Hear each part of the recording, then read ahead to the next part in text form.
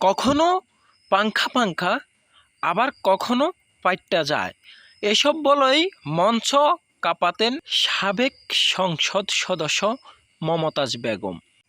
1974 সালের 5ই মে মানিকগঞ্জ জেলার সিঙ্গাইল উপজেলায় জন্মগ্রহণ করেন তিনি। মমতাজ প্রথম জীবনে বাবা মধুময়াতি, পরে মাতাল রাজ্জাক দেওয়ান এবং সর্বশেষ লোকগানের শিক্ষক আব্দুর রশিদ সরকারের কাছে গান শিখেন তিনি।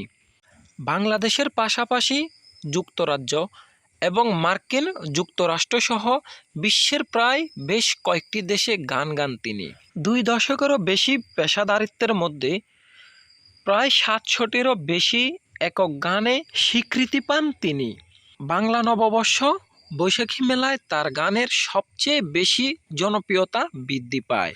2008 সালে নারী আসনের এমপি হন তিনি।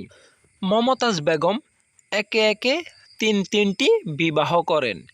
প্রথম স্বামী আব্দুর রশিদ সরকার, যিনি মৃত্যুবরণ করেন। পরে মমতাজ বেগম রমজান আলীকে বিবাহ করেন এবং তার সাথে বিবাহ বিচ্ছেদ হওয়ার পর মহিউদ্দিন চঞ্চলকে বিবাহ করেন তিনি।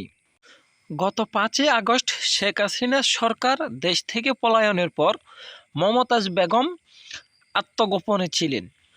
পরে গোয়েন্দা সংস্থার সাহায্য নিয়ে পুলিশ তাকে গ্রেপ্তার করেন এবং বেশ কিছুদিন থেকেই তিনি জেলে রয়েছেন।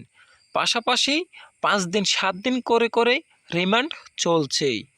প্রিয় দর্শক, এমন সব নতুন তথ্য পেতে চ্যানেলটি সাবস্ক্রাইব করে পাশে থাকুন। ধন্যবাদ।